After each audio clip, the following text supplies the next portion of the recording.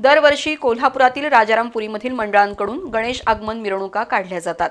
ही मिरवणूक सुद्धा पारंपरिक वाद्यांच्या गजरात आणि डॉल्बीमुक्त असावी असं आवाहन पोलीस अधीक्षक योगेश कुमार गुप्ता यांनी केलं।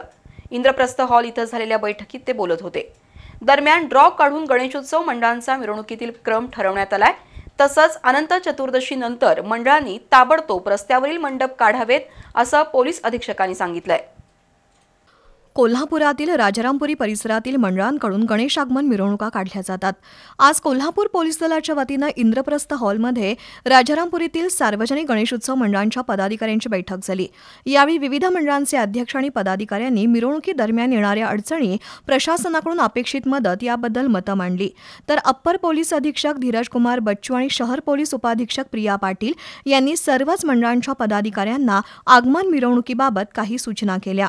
राजारामपुरीचे पोलीस निरीक्षक सुशांत चव्हाण यांनी मिरवणुकीतील मंडळांचा क्रम ठरवण्यासाठी ड्रॉ काढला जाईल आणि त्याच क्रमानं गणेशोत्सव मंडळांना आगमन मिरवणुकीत सहभागी केलं जाईल असं सांगितलं।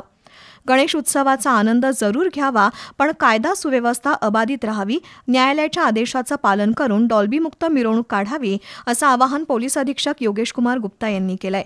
नियमांचा भंग करणाऱ्या मंडळांवर कठोर कारवाई केली जाईल असंही पोलीस अधीक्षकांनी स्पष्ट केलंय। तसंच अनंत चतुर्दशीनंतर सर्वच मंडळांनी तातडीनं रस्त्यावरील मंडप काढून घ्यावेत अशी सूचना पोलीस अधीक्षकांनी केली आहे।